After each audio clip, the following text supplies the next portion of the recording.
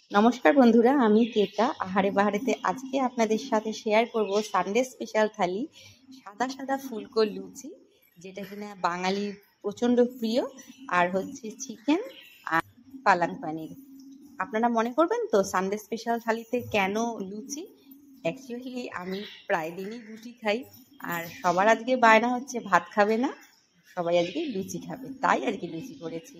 আর বাজার থেকে পালং শাক নিয়ে এসেছি, বেশ কচি কচি দেখে পালং শাক। আর পালং শাকগুলোকে ভালো করে গোড়াগুলোকে কেটে ধুয়ে আমি একটা জায়গাতে শুকোতে দিয়েছি। এরকম আটি শুদ্ধই রেখে দিলে পালং শাকের গোড়া বা যে কোনো শাকের গোড়া কিন্তু পচে গিয়ে পুরো শাকটাকেই নষ্ট করে ফেলে। তার জন্য আমি সবসময় শাকের গেরোটাকে খুলে রেখে দিই। আর ভালো করে ধুয়ে ছোটো ছোটো করে কেটে নিয়েছি। এবারে প্যানের মধ্যে আমি পালং শাকটাকে দিয়ে দেব, দিয়ে একটু মজিয়ে নেব, আর একটা ঢাকা দিয়ে দিচ্ছি যাতে জলটা বেরিয়ে এটা মজে যায়। আর 5 মিনিটের মধ্যেই দেখুন এটা কি সুন্দর নরম হয়ে মজে গেছে। আর এটাকে আমি মিক্সিতে মিক্স আপ করে নেব। আর একটু ঠান্ডা হলে করবেন, তাহলে একটু ঠান্ডা করে করে নিলে তাহলে সেটা ভালো হবে, কারণ হচ্ছে এমনিতেই হিট আছে, আবার ওটা হিট অ্যাবজর্ব করবে। তার জন্য একটু যেহেতু শক্ত ভাব ছিল, তার জন্য আমি এর মধ্যে সামান্য একটু দুধ দিয়ে আরও একটু মিক্স আপ করেছি। দুধটা কিন্তু ঠান্ডা দুধ ছিল। সুন্দর মিক্স হয়ে গেছে, দেখুন কত সুন্দর পেস্টটা তৈরি হয়েছে।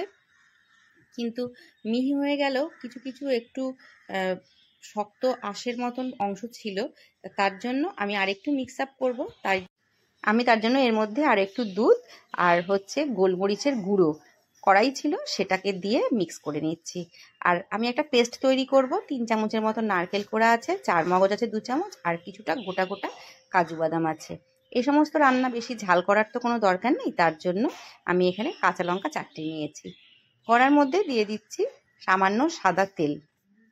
সাদা তেলটাকে ভালো করে প্যানের মধ্যে মিশিয়ে নিয়ে এর মধ্যে আমি 1 চামচের মতন বাটার দিয়ে দিচ্ছি, এতে টেস্টটা অনেক ভালো আসবে।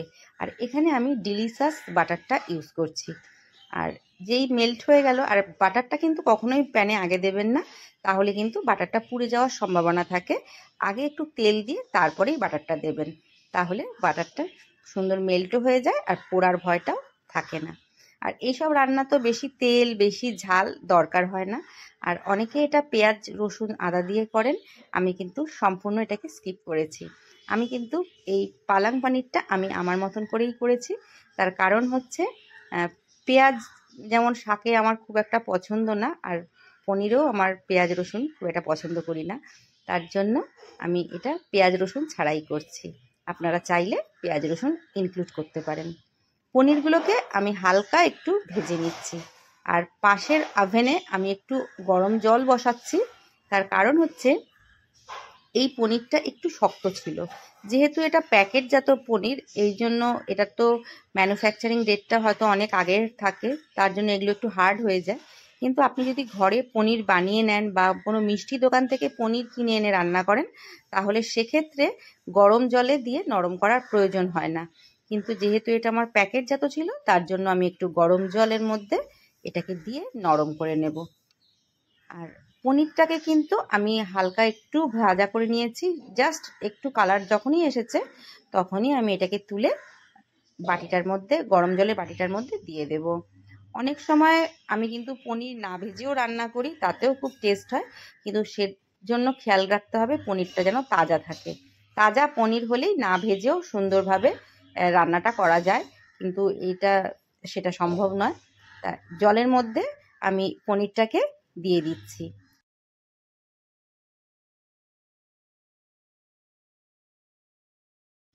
প্যানে কিন্তু আমি আর মাখন বা তেল কিছুই দেব না, সামান্য যেটুকু তেল আছে তাতেই কিন্তু আমার এটা রান্না হয়ে যাবে।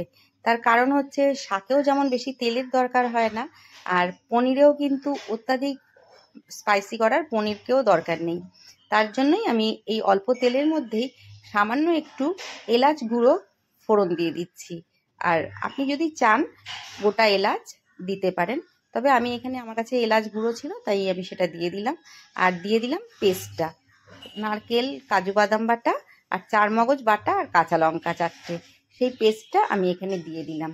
আর মিক্সিটার মধ্যে অনেক এখনো মশলা লেগে রয়েছে, তাই বাটিতে যে জলটা আছে, মানে পনিরটা যেই ভিজিয়ে রেখেছি যে জলটা দিয়ে, সেই জলটা দিয়ে মিক্সিটা ভালো করে ধুয়ে দিয়ে দিলাম। তার কারণ হচ্ছে পনিরের মধ্যে মাখন আছে, তেল আছে, সেই যে তেলটা আবার রান্নাতে যাতে চলে যেতে পারে, ইনক্লুড হয়ে যাবে তাহলে রান্নার মধ্যে সেই তেলটা আর ঘিটা।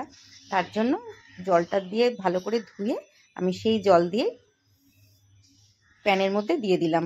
আর এটার মধ্যে যেহেতু কাজু বাদাম আছে আর চারমগজ আছে, তার জন্য এটা যেহেতু বাদাম জাতীয় জিনিস, তার জন্য এটা কিন্তু খুব ছিটায়, মানে ছিটকিয়ে ওপরের দিকে উঠতে চায়।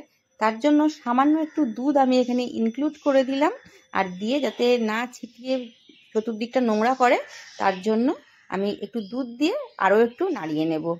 আর এর মধ্যে সামান্য আমি নুন দিয়ে দিলাম আন্দাজ মতন। এখানে আমি ছোট্ট চামচে 2 চামচ নুন দিয়েছি, আপনি আন্দাজ মতন নুন দেবেন।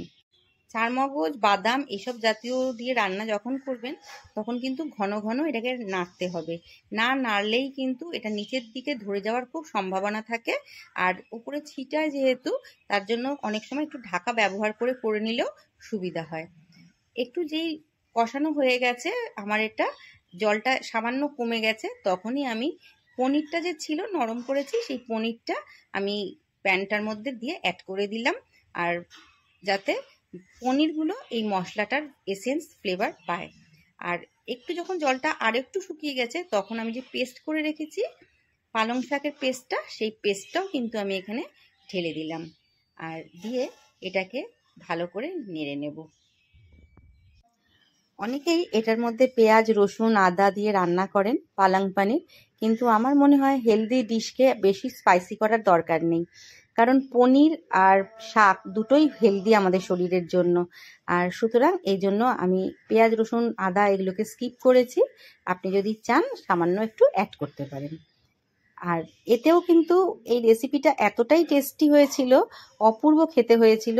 আর যেহেতু মশলা খুব সামান্য হলেও উপকরণগুলো এতটাই ভালো যে এটা খেতে খুবই টেস্টি হয়েছিল। একটু যখন জলটা শুকিয়ে গেছে, আমি উপর থেকে আর 1 চামচ বাটার দিয়ে দিচ্ছি, কারণ আমি তেলটা কিন্তু খুবই অল্প ইউজ করেছি। তার উপর থেকে আমি এখানে আরও 1 চামচ বাটার দিয়ে দিলাম। আর আমি সবসময় চাই আমার বন্ধুদেরকে হেলদি একটা ডিশ উপহার দিতে, তার জন্য আমি সবসময় হেলথের ওপরে একটু জোর দিই। আর একটু সামান্য ফ্রেশ ক্রিম দিয়ে দিলাম গার্নিশিংয়ের জন্য, এতে টেস্টটাও যেমন এনহ্যান্স হয় আর খেতেও খুব ভালো লাগবে। বন্ধুরা, এই রান্নাটি খুবই সহজ, সিম্পল, ইজি, ঝটপট হয়ে যাবে আপনার। আর কিন্তু কিছু কিছু জিনিস মনে রাখবেন, যেমন যখন আমি পালং শাকটা বেটেছি তখন জল না দিয়ে দুধ দিয়েছি, আবার রান্নাতেও কিন্তু আমি সামান্য দুধেরই ব্যবহার করেছি। দুধটা দিলে কি হয়, রান্নায় একটি রিচনেস আসে, আর এটা খেতেও কিন্তু খুব টেস্টি হয়েছিল। বন্ধুরা, আমার রেসিপিস যদি আপনাদের ভালো লাগে, লাইক, শেয়ার, কমেন্টস করতে ভুলবেন না। আর আপনি যদি আমার চ্যানেলের নতুন বন্ধু হন, অবশ্যই চ্যানেলটিকে সাবস্ক্রাইব করবেন, আর পাশে থাকা বেল আইকন প্রেস করে তার অল নোটিফিকেশানটি অন করে দেবেন, যাতে সবার প্রথমে নিউ ভিডিওর আপডেটস আপনিই পান। রেডি হয়ে গেছে আমার পালং পনির, খুব ইজি, সিম্পল, হেলদি একটা ডিশ। অবশ্যই ট্রাই করবেন, আর ট্রাই করে জানাবেন কেমন লাগলো আপনার এবং আপনার সদস্যদের। আর পাশে আমি গরম তেলের কড়াই বসিয়ে দিয়েছি, আর লুচি ভেজে নিচ্ছি। আর লুচিটা ভাজতে সাহায্য করছে আমার হাজব্যান্ড, আমাকে ভেজে দিচ্ছে। আর দেখুন কি সুন্দর করে লুচি ফোলাচ্ছে, দেখুন লুচি, সাদা সাদা লুচি তৈরি হয়ে গেছে। আর এরকম সাদা লুচি আমার কিন্তু খুব প্রিয়। ময়দাটা যখন মেখেছিলাম, ময়দাটার মধ্যে আমি নুন আর একটু বেকিং সোডা দিয়েছিলাম, আর সামান্য তেল দিয়ে ময়ান দিয়েছিলাম। পনিরকে ভিজিয়েছিলাম যেই গরম জলের মধ্যে, সেই গরম জলের মধ্যে তেলও ছিল, মাখনও ছিল, সেই জলটা দিয়ে কিন্তু ময়দার লুচিটা মেখেছিলাম, যাতে এটা আরও সফট হয়েছিল, টেস্টি হয়েছিল।